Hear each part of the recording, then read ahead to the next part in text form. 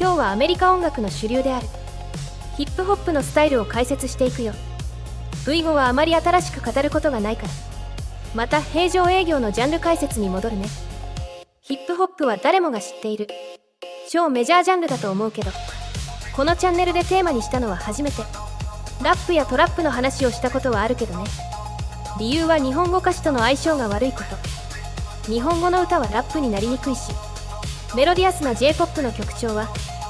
ヒップホップの雰囲気を壊してしまいやすい。だから使いにくいスタイルではあるけど、うまく使えば魅力的な効果ではあるよ。オールドスクールヒップホップは1970年代最初に誕生したヒップホップのジャンル。もともとは DJ 発の音楽ジャンルだったので、 DJ 系音楽っぽい要素が多いよ。ファンクやディスコの影響も強くて、現代のヒップホップとはかなり雰囲気が違う。ヒップホップが一般的に流行したのはオールドスクールヒップホップより少し後。その時代に流行したヒップホップは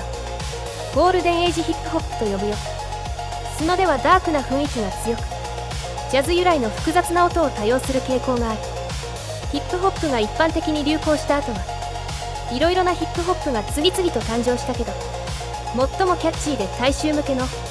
ヒップホップはポップラップと呼ばれるよ。それじゃ実際にどんな曲になるか、実例を聞いて確かめてみようか。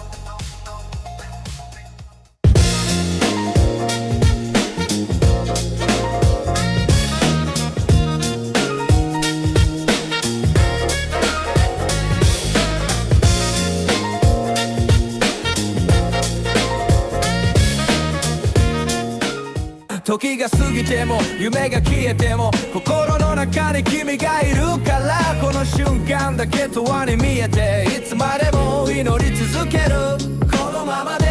何も変わらないで、君の笑顔風の中揺れて、このままで。時が過ぎても夢が消えても心の中に君がいるから、この瞬間だけ永遠に見えていつまでも祈り続ける。このままで何も変わらないで、君の笑顔風の中揺れて、このままで。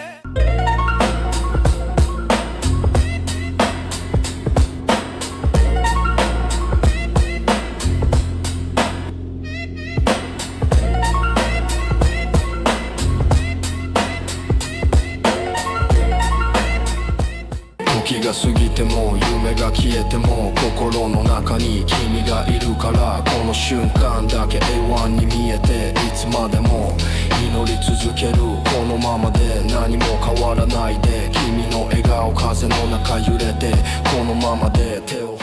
時が過ぎても夢が消えても心の中に君がいるから、この瞬間だけ永遠見えていつまでも祈り続ける。このままで何も変わらないで、君の笑顔風の中揺れて、こねる手を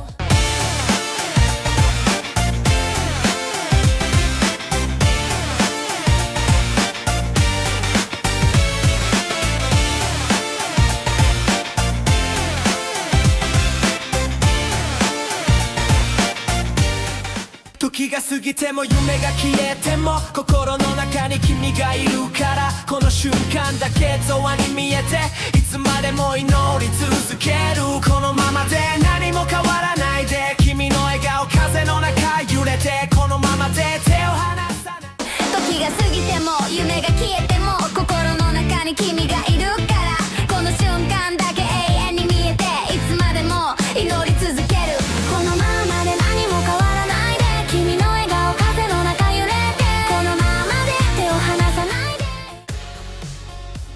3種類のヒップホップのスタイルがどんな曲を生成するか聞いてもらったよ。どれもラップのメタタグを使わなくても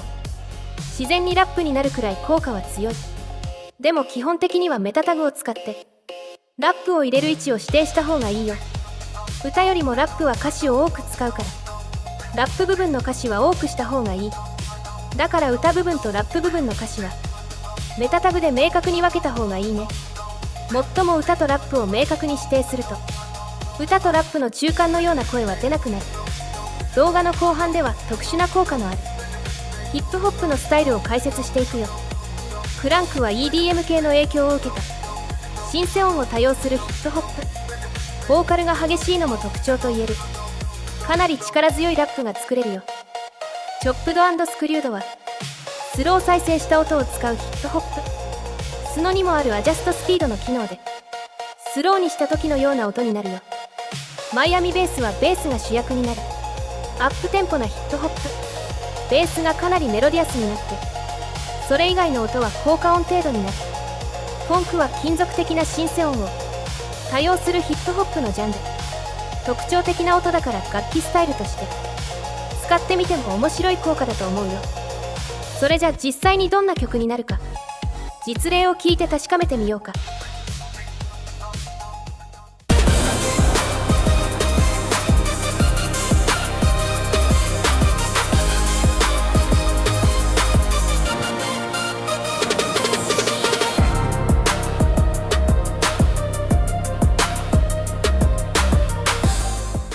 過ぎても夢が消えても心の中に君がいるから、この瞬間だけ永遠に見えていつまでも祈り続ける。このままで何も変わらないで。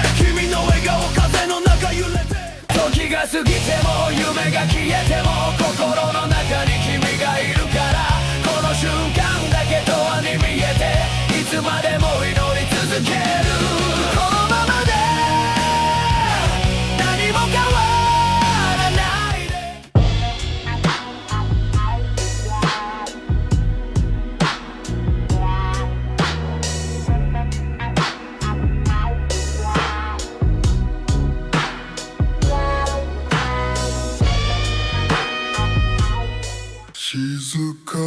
な夜に星が降る、君の声永遠に見えて、いつまでも祈り続ける。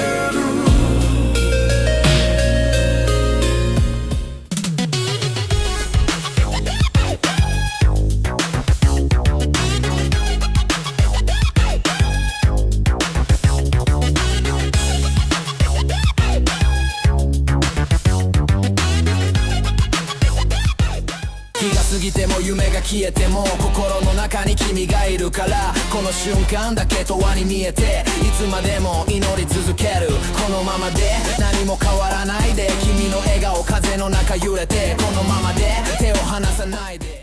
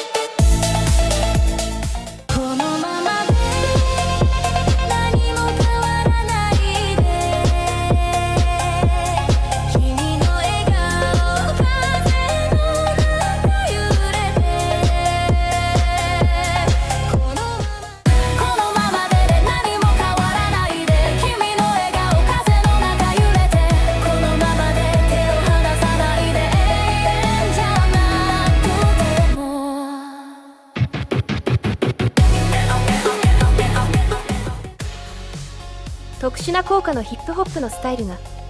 どんな曲を生成するか聞いてもらったよ。ラップに限らず普通の歌を作ったりインスト曲を作っても面白いね。スノで効果のあるヒップホップのスタイルはまだまだあるんだけど、以前トラップを解説した時のようにまた別の動画でそれは紹介していくよ。それじゃまたね。